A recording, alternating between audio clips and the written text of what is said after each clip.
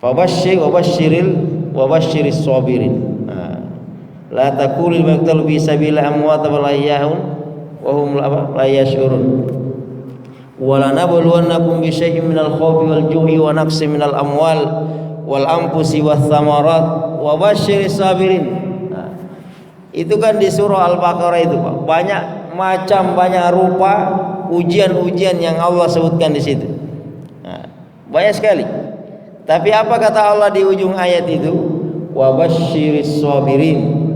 Berikan kabar gembira buat orang-orang yang sabar. Artinya tak ada orang yang bisa lepas dari ujian dan musibah. Dan musibah kita itu beda-beda, Pak. Macam-macam musibah orang itu. Dan musibah itu bukan hanya dengan kematian, bukan hanya dengan kecelakaan.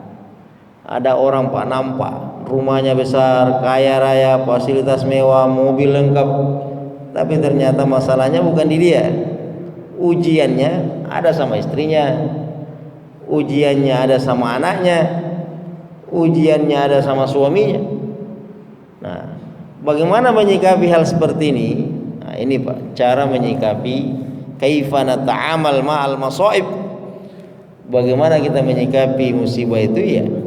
Ini ada garansi dari Allah nih. Wa basyiris sabirin. Berikan kabar gembira buat orang-orang yang sabar. Hanya orang-orang yang sabar yang selalu berhusnuzon kepada Allah. Apa artinya husnuzon? Perbaiki prasangka kita kepada Allah. Ya. Alladzina idza asabatuhum musibah.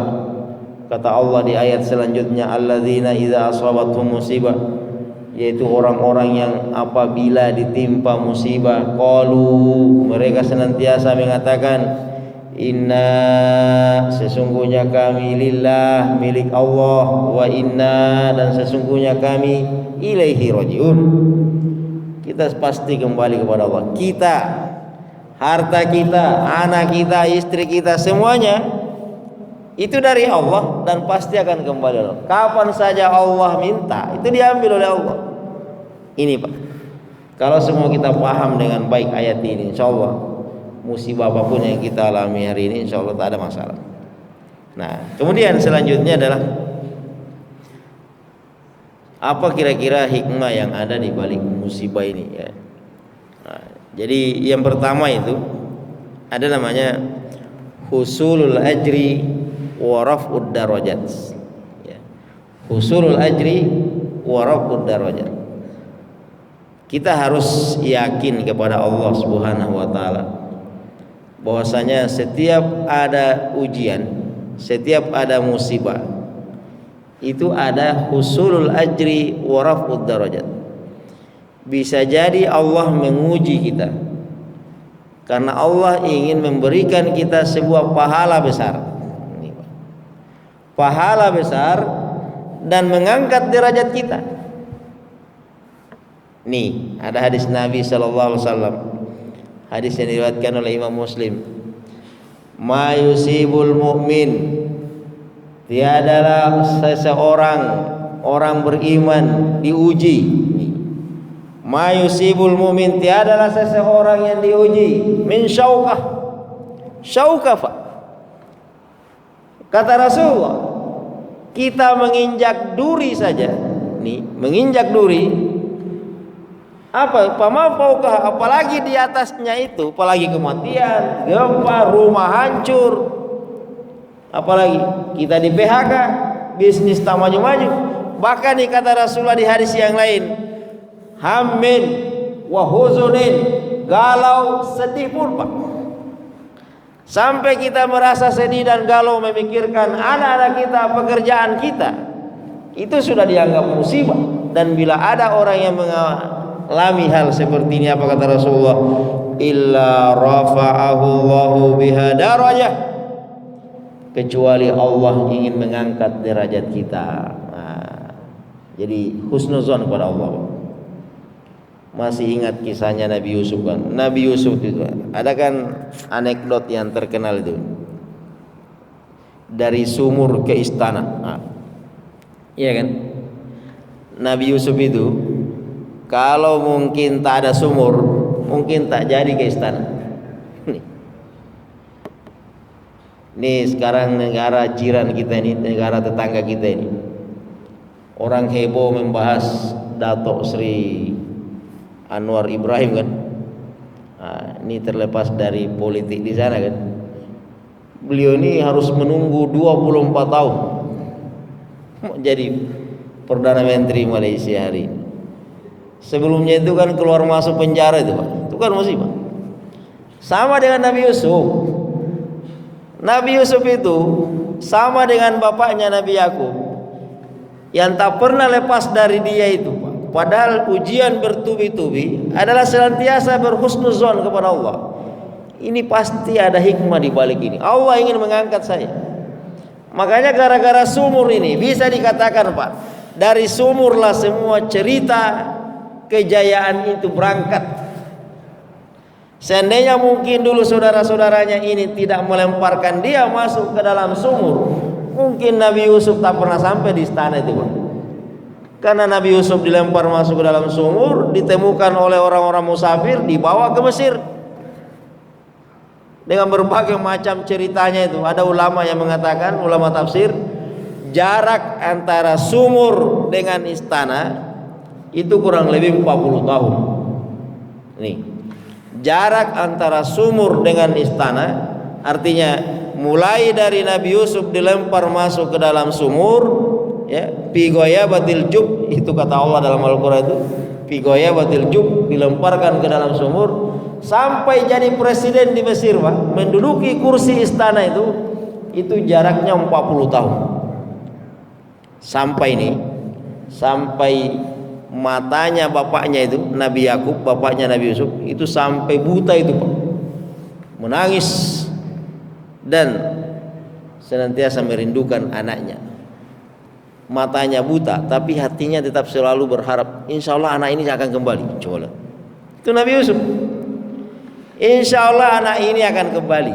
Betulan balik menjemput bapaknya, ternyata posisinya sudah di istana negara.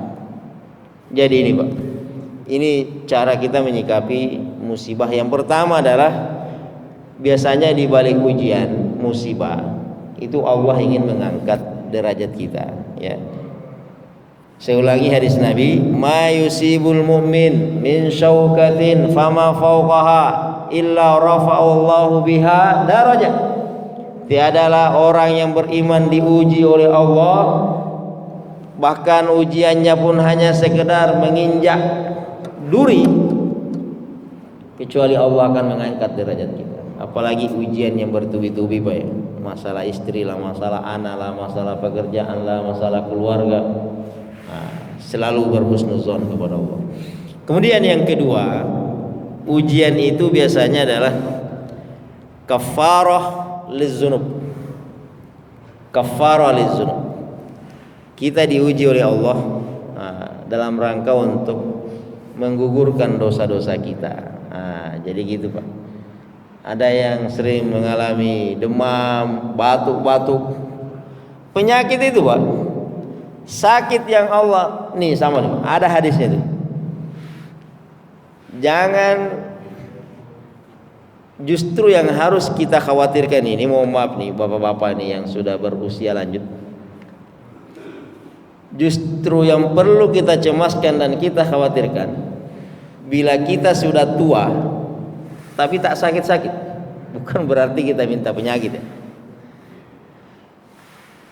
Salah satu ciri-ciri husnul khotimah itu adalah orang tua kita yang menjelang akhir hayatnya itu banyak, biasanya kan komplikasi itu Pak, orang tua kan biasanya banyak penyakit muncul. Nah, kata Rasulullah, itu Allah sedang membersihkan dia dari dosa-dosa. Dan ini ada hadisnya Pak.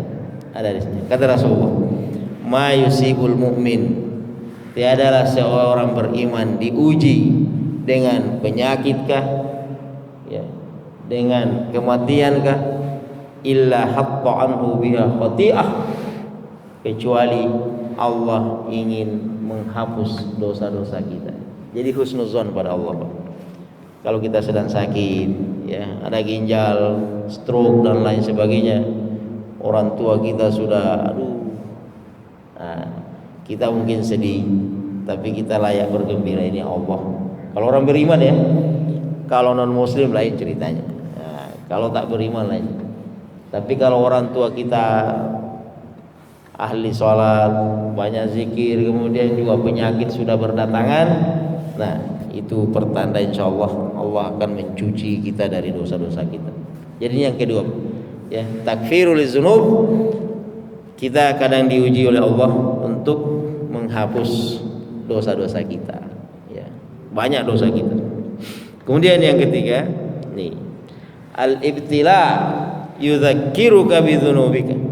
Nah, kadang Allah menguji kita, Pak, untuk mengingatkan kita bahwasanya kita ini banyak dosa. Allah mengirim tsunami, Allah mengirim gempa bumi, Allah mengirim COVID-19 ini. Mungkin bisa jadi di sebuah negeri itu banyak maksiat. Ini ada ayatnya, Pak. Buka surah Asy-Syura ayat 30. Apa kata Allah? Wa ma asabakum min musibah fabima kasabat aydikum. Nih jelas dari Allah nih. Wa ma asabakum min musibah. Musibah apapun yang menimpa kalian. Nih, musibah apapun yang menimpa kalian. Termasuk, Pak, termasuk krisis harga mahal. Itu semua gara-gara dosa kita. Ada juga hadisnya. Ini di surah Asy-Syura ayat 30. Musibah apapun yang menimpa kalian, fabima kasabat aydikum, itu karena kalian yang bermasalah. Ini kalian yang bermasalah. Nah, jadi mari kita introspeksi ke dalam musibah, ujian ini. Ya, bisa jadi memang di kampung itu, ya, di tempat itu ada banyak maksiat, ya, ada banyak maksiat. Orang-orang Israel, Pak, Israel itu bisa dikatakan umat lintas zaman lah. Jadi orang-orang Yahudi itu udah lama, Pak, hidupnya itu, ya, sejak zamannya Nabi Yakub kan, sampai hari ini masih ada orang Yahudi.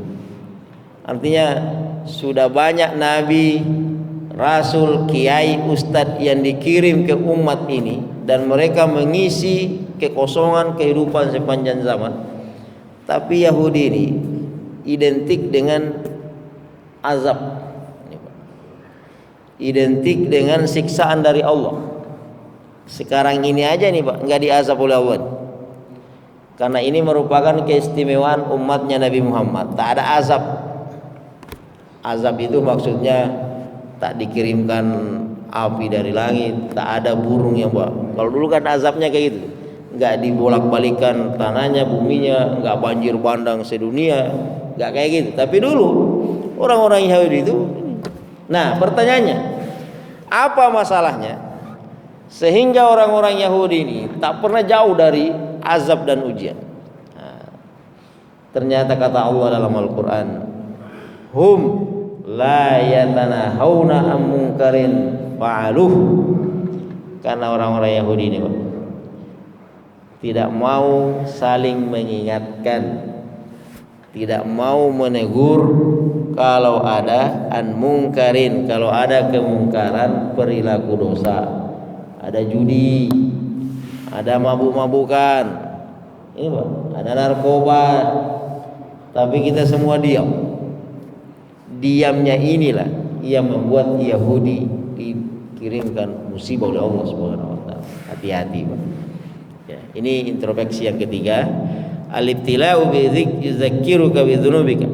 Ujian, cobaan kadang untuk mengingatkan kita bahwasanya kamu ini banyak dosa. Nah, kemudian yang terakhir, hadirin yang dirahmati Allah, al-ibtila' yudzakiruka bi nikmatillah. Kadang ujian yang Allah kirim kepada kita itu dalam rangka untuk mengingatkan kita akan nikmat Allah Subhanahu wa taala. Ya. Allah ini sudah memberikan banyak nikmat, tapi kita kufur nikmat. Apa kata ulama nih? Ada nasihat ulama buat kita semua. Ada seorang ulama pernah berkata, tamasyaw ilal mustasfa li ta'rifu nikmatas siha. Sekali-kali jalanlah ke rumah sakit, li ta'rifu, supaya kalian tahu nikmatas siha, betapa mahalnya nikmat sehat itu. Ya.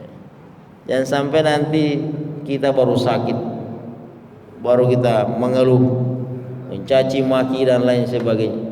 Jalan-jalanlah ke rumah sakit, Pak. Di rumah sakit, apalagi hari ini, segala macam, berbagai macam penyakit sudah muncul tuh.